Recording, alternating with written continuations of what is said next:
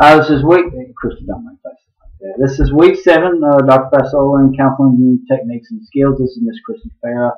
She is a longtime friend of our family and has volunteered to play the role of the client today. Miss Christy, how are you? Let's see. Recently in your life, what's the biggest event? You were telling your son is going back to school to get his master's. Yes, my son Daniel. Just recently, he's a teacher and coach. He coached soccer and for 15 years, and he is just recently decided to quit being a coach and go back and get his master's in his administration as principal. And that is his goal. Why you quit coaching? He had thought about it last year. He actually thought that he felt motivated to get his master's, and he knew that it was going to be very intense since it's been a while since he'd been in school. So he felt like, and coaching is a 24/7 job. It is very stressful, and especially coaching girls. And according to him, but he felt like that, and it's constant. And he does summer camps. He did summer camps. So he felt like that he should give it 100% as far as his education. And I thought that was, and he decided to do it one more year, but there was some incidents that led him to really say, okay, this is it. I'm going back to get my master's. There was just some doors that had opened up, things that led him positively that he was making the right decision to retire from coaching. Not that he could never go back, but he could, and focus on getting his master's degree. How do you feel about him getting his master's? Oh, I'm so proud of him. I couldn't tell. I couldn't be more proud of him. And I knew that he is actually a LeTourneau University graduate. And I knew after 15 years being out of school, it was going to be. So, according to his daughter, he locks himself in the bedroom and no one bothers him while he's doing his homework. So, I think, and he told me that it was right at the beginning, but he's getting in the swing and he's very excited about it. And you happy to see that your son still has the drive to keep shooting? Yes, I'm very proud. He allowed his wife to get her master's in counseling. She is a high school counselor. And he decided to wait. I think that's why he waited another year before he decided, so that they could focus on her.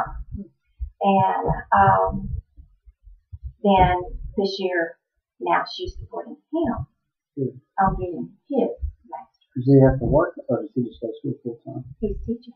He's teaching and going to school. He's still teaching. And he's online and getting his master's, and he should be through in a year. Does he ever think about going back into coaching at all, or just strictly not at this moment? He's gonna concentrate on getting his master's, and it's not that he couldn't go back into it, but his goal is to become a principal. Has he always been driven in education? Yes. Does that come from his mom? Well, I really didn't drive him into education and teaching. I drove him into education. But soccer, he wanted to play soccer. Mm-hmm. And that was driven from the day he was 4 years old. Mm-hmm. I put him in soccer. And he became quite good at it. And he became a better coach. Mm-hmm. And he actually played soccer for LeTourneau. I think through LeTourneau, he was more motivated because he knew to coach. He wanted to go to coaching, but he knew he had to teach and to be able to coach too. You just got to have another thing to do. And I think they were very instrumental in guiding him. I'm kind of particular with that school. Yeah, in guiding him, and I have to say that sports led the way. Yeah. But it kind of went hand in hand, and he turned out to be really a good teacher. He struggled with disabilities in his school years, younger years, until he finally got into middle school. And he learned to compensate for his struggles and his challenges that he was having. And reading was one of them.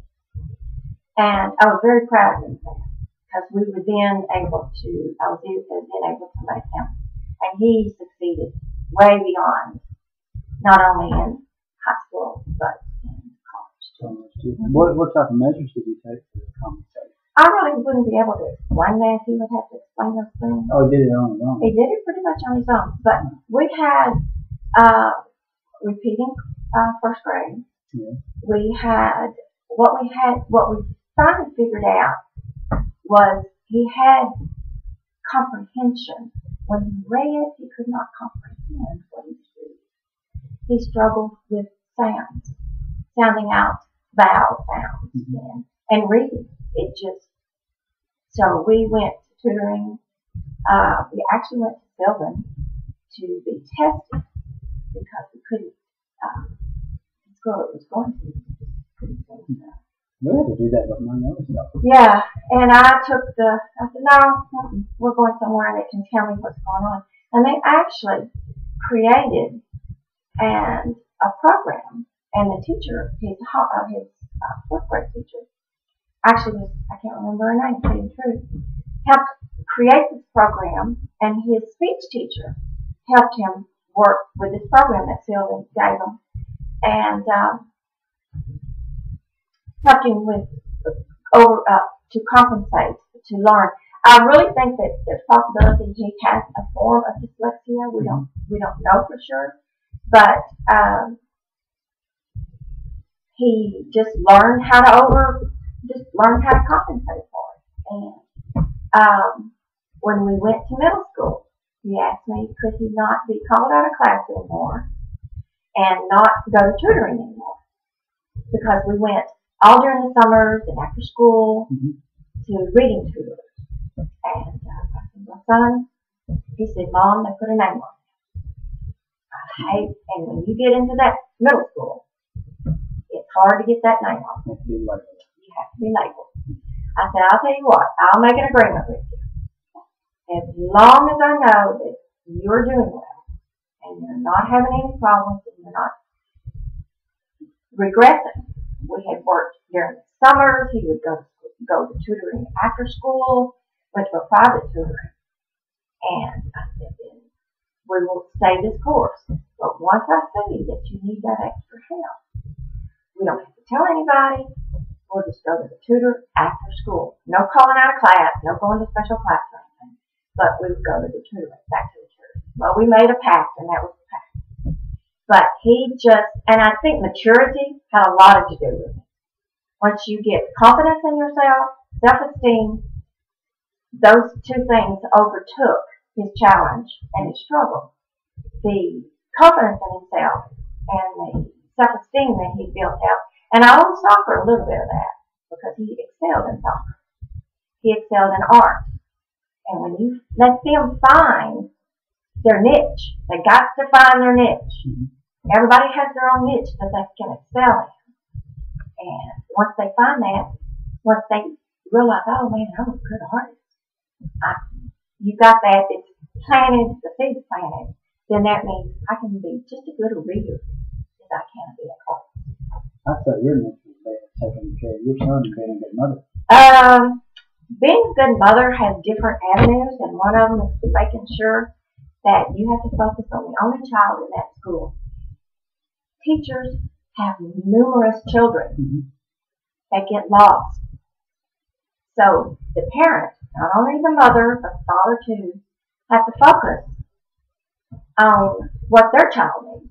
You have to be just a little bit selfish, quite a bit selfish as a mother, because my child's needs were not being met. So you had to make sure you had to be aggressive enough. How do you feel you were being selfish by ensuring your son's taken? Because I had to look at it like he was the only child.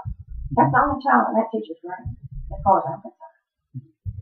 Because when they're struggling, A teacher can't see it all. And everybody thinks teachers are supposed to do miracles. They have 20 some odd kids in the class, and it's very easy for them to fall through. And that's what the parents should realize. It's not all up to the teachers or the principals or the counselors. It's up to the mom and dad to make sure that their children are also, and they'll get a time where they don't want mom and dad doing it. They'll get a time that you talk to them and then they need to do it. I remember when my son told me at soccer, Mom, I don't want to ever hear you holler anything like these other parents do. I said, son, you'll never hear me that. You'll only hear positive. And one time I heard a coach holler at him. Oh, I was very mad. And I wanted to go to the coach. And he said, no, Mom, I have to think at this point. From this point on, this is what you have taught me. You have taught me to be strong enough, self-confident, that I have to go and talk to him myself. Okay? But if I don't see that there's a good reaction to this, then I think it needs to be where I am. But there was a very good reaction to it. Coach apologized. He was wrong. Heat of the moment. Everybody has those heat of the moment.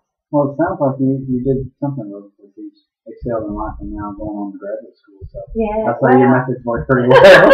Not all of them.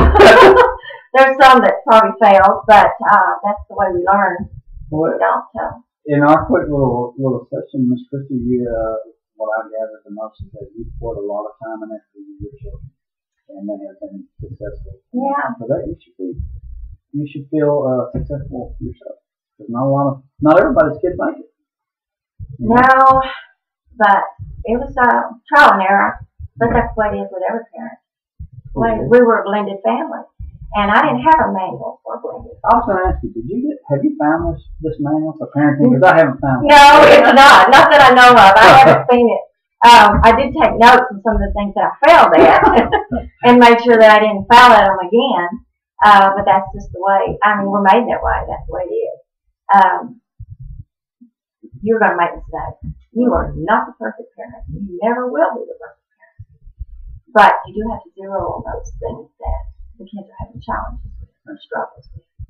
And well, I tell your son next time you see him, and I wish him the best of luck. And I've enjoyed the time we've had together today, and I sure appreciate it. you're quite welcome. Thank you.